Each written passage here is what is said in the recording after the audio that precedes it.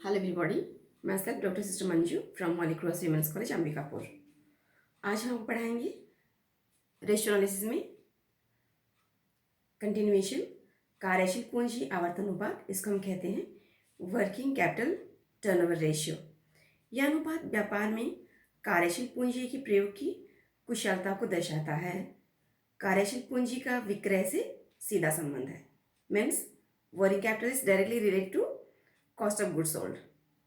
विक्रय में कमी या वृद्धि से देनदार, स्टॉक, प्राप्य, विपत्र इत्यादि की राशि प्रभावित होती है। ध्यान रहे, यदि प्रश्न में बेचे गए माल की लागत ज्ञात ना हो तो उसके स्थान पर विक्रय की राशि का ही प्रयोग किया जाता है। और वर्किंग कैपिटल इक्वल टू जाता है आपका current assets minus current liabilities. अब हम आगे देखते हैं असेट्स टर्नओवर रेशियो क्या है, या तो हम इसमें कौन कौन से टर्नओवर को लाते हैं। अब देख लीजिए, पहला होता है आपका total assets turnover equal to जाता है आपका नेट सेल्स और cost of goods sold upon total assets. And second है fix assets turnover equal to जाता है आपका नेट सेल्स और cost of goods sold upon fix assets. और current assets turnover equal to cost of goods sold upon current assets. यदि प्रश्न में sales या कॉस्ट ऑफ गुड्स सोल्ड में से एक ही राशि उपलब्ध हो तो उपर्युक्त आवर्त उसी के आधार पर ज्ञात की जानी चाहिए। यदि प्रश्न में सेल्स तथा कॉस्ट ऑफ गुड्स सोल्ड दोनों राशियां उपलब्ध हो तो कुल संपत्ति आवर्त तथा स्थायी संपत्ति आवर्त दोनों आधार पर निकलनी चाहिए, लेकिन चल संपत्ति आवर्त हमेशा कॉस्ट ऑफ गुड्स सोल्ड के आधार पर ही निकालना चाहिए। आगे हम देखते हैं तरलता अनुपात, जिसको हम बोलते हैं लिक्विडिटी रेशियो। तरलता का आशय फर्म की इस क्षमता से है कि वह अपने दायित्व का उनके देय होने पर भुगतान करने में समर्थ रहे। Mean company is able to make the payment of its liabilities when it is asked. और इसको हम देखने के लिए, इसको हम जानने के लिए बहुत सारे अलग अलग कैलकुलेशन करते हैं। इसमें सबसे पहला आपका चालू अनुपात यानी कि करेंट रेशियो।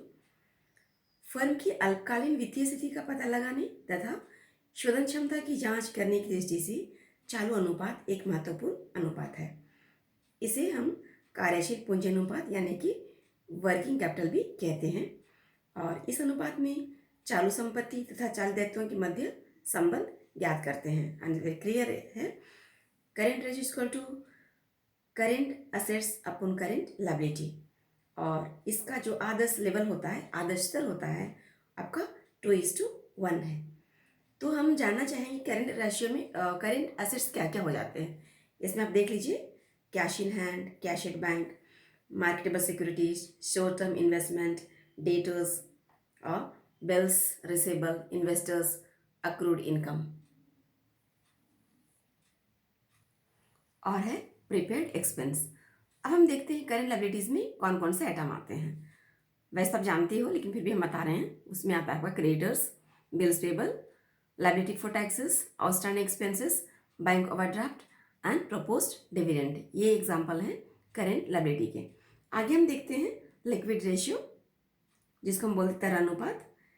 इस अनुपात को त्वरित अनुपात यानी कि क्विक रेशियो अथवा अमल परक अनुपात यानी कि एसिड टेस्ट रेशियो भी कहा जाता है। तरल संपत्तियों से आशय रोकड़ या रोकड़ के समान या बहुत अल्प समय में रोकड़ में बदली जा सकने वाली संपत्तियों से होता है। Means it could be cash और इक्विटेबल टू कैश विच में can change into cash immediately. Stock को रोकड़ में परिवर्तित करने में समय लगता है तथा पूर्वत व्ययों को तो रोकड़ में बदला ही नहीं जा सकता। इसलिए हम लिख सकते हैं आपका लिक्विड रेशियो और क्विक रेशियो और acid test ratio equal to होता है आपका liquid assets upon current liabilities. और इसका जो आदर्श स्तर होता है 1:1। अब ध्यान रहे, लिक्विड एसेट्स इक्वल टू क्या होता है आपका, जो करेंट एसेट्स हमारे पास रहता है उसमें हम दो चीज़ को माइनस कर देते हैं, स्टॉक और तो इन्वेंट्रीज प्लस प्रीपेड एक्सपेंस। क्योंकि मैंने अभी समझाया, स्टॉक को हम तुरंत ही रोकड़ में परिवर्तन नहीं कर सकते हैं। यदि करते हैं तभी आपका उतना पैसे मिलने के चांसेस नहीं है। अब और प्रीपेड एक्सपेंस को तो हम कैश में बदल ही नहीं सकते। नेक्स्ट है पूर्ण तरलता अनुपात, जिसे हम कहते हैं एब्सोल्यूट लिक्विड रेशियो, या तो उसको बोलते हैं सुपर क्विक रेशियो, अति तरलता अनुपात।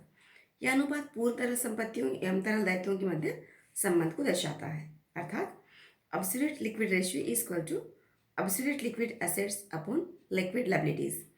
पूर्ण तरल संपत्तियों में क्या क्या आता है देख लीजिए। आपका absolute liquid ratio is equal to cash in hand, cash at bank and marketable securities. And liquid liabilities में आता है आपका करंट असेट्स में आप माइनस कर दोगे बैंक ओवरड्राफ्ट, और इसका जो आदर्श स्तर होता है 0.5:1 होता है। आगे हम पढ़ते हैं शोधन क्षमता अनुपात क्या है, या तो सॉल्वेंसी रेशियो क्या होती है।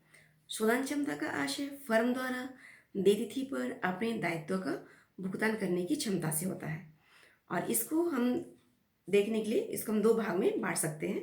पहला होता है आपका शॉर्ट टर्म सॉल्वेंसी एंड दूसरा होता है आपका लॉन्ग टर्म सॉल्वेंसी।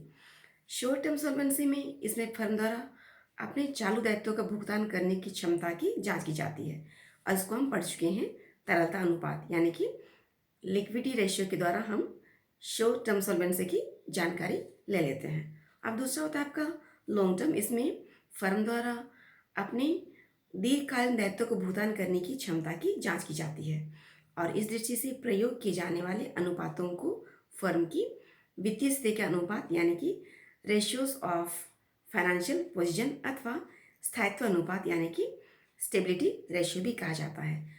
इसमें देखिए कौन कौन से अनुपात हो सकते हैं। इसमें सबसे पहला आपका होता है ऋण समता अनुपात, यानी कि हम उसको बोलते हैं डेट इक्विटी रेशियो। यह अनुपात फर्म की दीर्घकालीन वित्तीय स्थिति का निर्धारण करता है, और इसमें हम देखेंगे और बाह्य समता यानी कि एक्सटर्नल इक्विटीज और आउटसाइडर्स लायबिलिटी तथा आंतरिक समता यानी कि इंटरनल इक्विटीज और शेयर होल्डर्स की फंड्स के मध्य अनुपात को प्रकट करता है। स्पष्ट है, debt equity ratio equal to debt upon equity, और हम इसको डेट को क्या कह सकते हैं long term debts upon share holders fund. इसके बाद हम देखते हैं आपका प्रॉपर्टी रेशियो और स्वामित्व अनुपात यानी कि प्रॉपर्टी रेशियो। यह अनुपात स्वामित्व कोष और कुल संपत्ति के मध्य संबंधों को दर्शाता है, यानी कि proprietary ratio equal to proprietors fund या तो share holders fund upon total assets.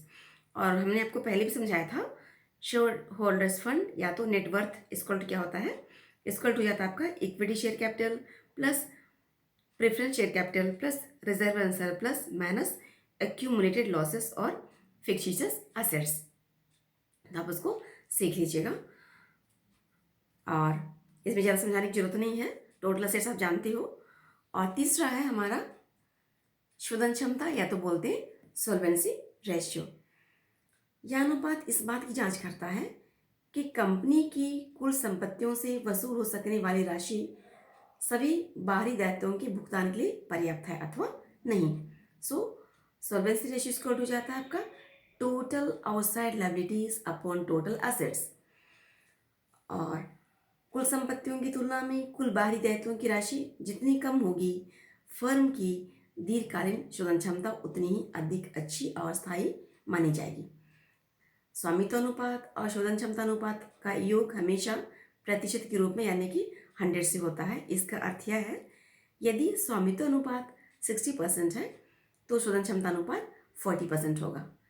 हम इसको इस तरह से भी लिख सकते हैं, आपका solvency ratio equal to total assets upon total outside liability भी लिख सकते हैं, और ऐसे करेंगे तो आंसर विपरीत होगा बट ये भी बिल्कुल सही है। नेक्स्ट हम देखते हैं स्थायी संपत्ति अनुपात यानी कि फिक्स असेट्स रेशियो।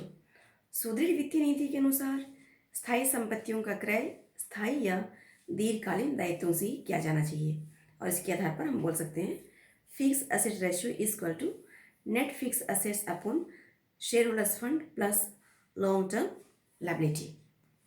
और net fix assets equal to क्या होता है आपका total fix assets minus depreciation. इस अनुपात का आदर्श स्तर होता है 1:1। कुछ लेगा कि इसको इस तरह से भी देखते हैं, fix assets to net worth ratio equal to net fix assets upon net worth. फिर नेक्स्ट है हमारा पूंजी दंतीकरण अनुपात, या तो इसको हम कहते हैं कैपिटल गियरिंग रेशियो। यह अनुपात उपक्रम के समता अंश पूंजी कोष यानी कि समता अंश पूंजी तथा संचय माध्यिक्य तथा स्थायी लागत वाली पूंजी पूर्वाधिकारी अंश ऋण पत्र तथा दीर्घकालीन ऋण पत्र के मध्य संबंध को दर्शाता है। यानी कि capital gearing ratio equal to equity share capital plus reserve and surplus upon preferential share capital plus interest bearing finance. Interest bearing finance का मतलब हुआ जैसे डिबेंचर हुआ या तो लोन जिस पे हम क्या देते हैं, इंटरेस्ट देते हैं। नेक्स्ट है हमारा ब्याज व्याप्ति अनुपात या ऋण सेवा अनुपात, जिसे हम कहते हैं इंटरेस्ट कवरेज रेशियो और डेट सर्विस रेशियो। यह अनुपात संस्था की ब्याज की शोधन क्षमता को दर्शाता है। जब कोई व्यावसायिक संस्था ऋण लेती है तो ऋणदाता ऋण वापसी के साथ ही इस बात में रुचि रखता है कि फर्म की लाभदायकता इतनी पर्याप्त हो कि ब्याज का भुगतान सरलता से हो सके। और इसके लिए हम कैसे लिखते हैं, आपका इंटरेस्ट कवरेज रेशियो इसका टू जाता है आपका net profit before interest and tax upon interest on fixed या तो लॉन्ग टर्म लोन्स और तो डिबेंचर। और मैंने आपको समझाया था पहले ही ऑलरेडी कि नॉट प्रॉफिट बिफोर इंटरेस्ट का तात्पर्य क्या होता है। और 7th है लास्ट, ऋण का कुल कोषों से अनुपात debts to total funds ratio. यह अनुपात दीर्घकालीन वित्तीय सुदृढ़ता का मापक है, जिसे हम इस तरह से ज्ञात कर सकते हैं debts to total funds ratio is equal to debts यानी कि long term loans upon share holders fund plus long term loans. अब क्वेश्चन नंबर 24 देखिए, रेशियो एनालिसिस में क्वेश्चन नंबर 24 यहाँ पर आपको दिया हुआ है calculate debtors turnover ratio from the following particulars opening debtors 50,000, credit sales 3 lakhs, goods return by debtors 15,000, cash receive from debtors 2,70,000 and discount allowed 5,000। तो इसमें आपको कैलकुलेट करना है डेटर्स टर्नओवर रेशियो, इसको हो जाता आपका है net credit sales upon average debtors. तो इसमें बिल्कुल सिंपल मेथड बताना चाहती हूँ आपको कि कैसे हम इसमें ओपनिंग डेटर्स या तो क्लोजिंग डेटर्स या तो नेट क्रेडिट सेल की गणना करते हैं। यहाँ पर देखिए इस क्वेश्चन में या हमेशा एक चीज़ नहीं दिया जाएगा, अगर यदि ऐसा है तो या तो ओपनिंग स्टॉक नहीं दिया जाएगा या तो क्लोजिंग डेटर्स नहीं दिया जाएगा या तो नेट क्रेडिट सेल नहीं दिया जाएगा। तो आप इस तरह से डेटर्स अकाउंट बना सकते हो। ध्यान रहे डेटर्स अकाउंट के डेबिट साइड पे केवल ओपनिंग डेटर्स रहता है और आपका नेट क्रेडिट सेल रहता है। इसके अलावा डेटर्स से रिलेटेड जो भी आइटम्स होते हैं वो कहाँ लिखे जाते हैं, आपका क्रेडिट साइड पे, यहाँ पर आप देख सकते हैं। तो इसमें हम या तो आपका क्लोजिंग डेटर्स की गणना कर सकते हैं या तो ओपनिंग डेटर्स की या तो नेट क्रेडिट सेल का जो बैलेंसिंग फिगर है। इसमें देखिए आपका दिया हुआ है ओपनिंग डेटर्स दिया हुआ है, नेट क्रेडिट सेल दिया हुआ है, by goods return by debtors, by cash received from debtors, discount allowed, इतना सारा दिया हुआ है। लेकिन हमको क्या नहीं दिया हुआ है, आपका क्लोजिंग डेटर्स नहीं दिया हुआ है। तो हम इसको क्या कहते हैं, बैलेंस करते हैं। जो बैलेंसिंग फिगर है यहाँ पर इसको टोटल करने के बाद में जो बैलेंसिंग फिगर है वही हमारा क्या आपका बाय क्लोजिंग डेटर्स। जब क्लोजिंग डेटर्स आपको पता हो जाता है तो आप आराम से निकाल सकते हैं debtors turnover ratio equal to net credit sales upon average debtors. आपको ओपनिंग एंड क्लोजिंग डेटर्स मिल गया तो एवरेज आप आराम से निकाल सकते हैं, आप उसको खुद निकालेंगे। वैसे आप देखिए 25 इसमें आपको दिया है 25 का only A, calculate debtors turnover ratio from the following information. Opening stock दिया हुआ है, कैश रिसीव्ड फ्रॉम डेटर्स दिया हुआ है 2,50,000, क्लोजिंग डेटर्स दिया आपका 65,000 एंड सेल्स रिटर्न्स दिया आपका 15,000। तो इसमें क्या नहीं दिया है आप देखिएगा, नेट क्रेडिट सेल नहीं दिया हुआ है। तो हम क्या लिखेंगे, जैसे मैंने अभी समझाया था, ओपनिंग डेटर्स डेबिट साइड पे लिखेंगे, आपका back sales return credit side पे, कैश रिसीव्ड क्रेडिट साइड पे, और क्लोजिंग डेटर्स दिया हुआ है तो आप यहाँ पर लिख दिए। तो इसको टोटल करने के बाद में यहाँ क्या नहीं दिया हुआ, देखिए नेट क्रेडिट सेल। तो जो बैलेंसिंग फिगर है ना वही आपका हो जाएगा नेट क्रेडिट सेल। बहुत इजी है, आप इस से निकाल सकते हो और आगे आप निकाल लेना खुद से आपका डेटर्स टर्नओवर रेशियो। अब आप क्वेश्चन नंबर 40 लीजिए 40, जिसमें आपको सिंपल समझाया गया है ए calculate current ratio from the following. Liquid assets आपको दिया है 75,000, stock 20,000, prepaid expense 5,000, and working capital 60,000 दिया हुआ है। तो सिंपल हम जानते हैं ए का कैसे निकालेंगे आप। यहाँ देखिए, इसमें आपको कैलकुलेट करना पड़ेगा करेंट एसेट्स क्या क्या होता है, करेंट लायबिलिटीज क्या क्या होता है। यहाँ पर आपका दिया हुआ है current assets equal to liquid assets plus stock plus prepaid expense, सबको जोड़ दिया तो आपका हो गया 1 लाख। करेंट लायबिलिटीज में क्या आपका दिया हुआ है, करेंट लायबिलिटीज आपका ये आपका हुआ करेंट असेट 1 लाख हो गया, और current liabilities equal to current assets minus working capital. मानी कि हम लोग पता है कैसे हुआ, current ratio equal to current assets minus current liability, तो हम आराम से निकाल सकते हैं। ये आपका 1 लाख अपन 40,000 हो गया, 2:1। और बी आप देख लीजिए, from the following information calculate 1 current liabilities, B current assets, C liquid assets, and fifth आपका दिया हुआ है स्टॉक। स्टॉक में आपका दिया है करेंट रेशियो 2 पॉइंट, आपका दिया हुआ है current ratio 2.5, liquidity 1.5, ever capital का दिया हुआ है 60,000। अब इसको कैसे हल कीजिएगा, हमको मालूम है ना कि यहाँ पर क्या नहीं दिया हुआ, आपका करेंट लायबिलिटीज नहीं दिया हुआ है। करेंट लायबिलिटीज नहीं दिया हुआ है तो हम उसी को मान लेते हैं। आपका दिया हुआ है इसमें करेंट रेशियो दिया है 2:2.5 है, तो हमको क्या नहीं है, हमारे पास क्या नहीं है आपका, हम लोग को मालूम है current ratio equal to current assets upon current liability, तो इसमें 1 दिया हुआ है, ये आपका इस तरह से होगा let the current liability be x, so the current assets will be 2.x। तो वर्किंग कैपिटल इक्वल टू क्या होता है आपका current assets minus current liability, तो ये आपका दिया हुआ है 60,000 इक्वल टू करेंट असेट्स आपका दिया है 2.x माइनस एक्स, तो आपका x का मान निकल जाएगा 40,000। तो जब भी जहाँ x का मान निकल गया हम क्या करेंगे, जहाँ पर जो बोला है उसमें x का मान बैठाते जाएंगे।